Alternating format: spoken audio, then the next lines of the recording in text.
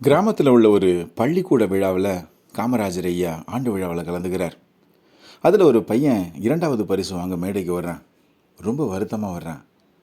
அதுக்கப்புறம் பரிசெல்லாம் முடிஞ்சு காமராஜர் ஐயா பேசிட்டு அந்த ஸ்கூலை விட்டு கீழே இறங்கி போகிறாங்க.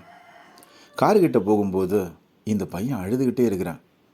அப்போ காமராஜர் ஐயா அவன் பக்கத்தில் போய், என்ன ஆச்சுன்னே அப்படின்னு கேட்க, அவன் நான் கஷ்டப்பட்டு முயற்சி பண்ணி வந்தேன், ஃபஸ்ட்டு ஜெயிச்சிடலான்னு நினச்சேன், ஆனால் என்னால் ஜெயிக்க முடியல, ரொம்ப வருத்தமாக இருக்குன்னு சொல்லி ஒரே அழுக.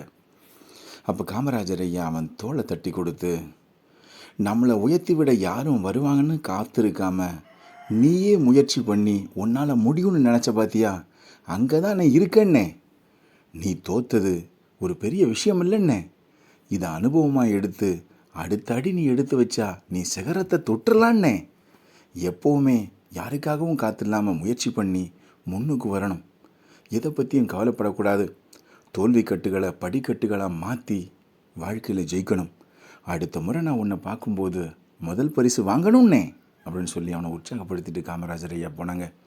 காமராஜர் ஐயா சொன்ன மாதிரியே அந்த பையன் அதற்கு அடுத்து வர்ற போட்டிகள்லேயும் சரி படிப்புலேயும் சரி முதல் மாணவனாக இருந்தான். ஊக்கப்படுத்த ஆள் இருந்தால் போதுங்க, யார் வேணாலும் ஜெயிக்கலாம். காமராஜர் ஐயா ஒரு சிறந்த உற்சாகம் ஊட்டும் மனிதர்.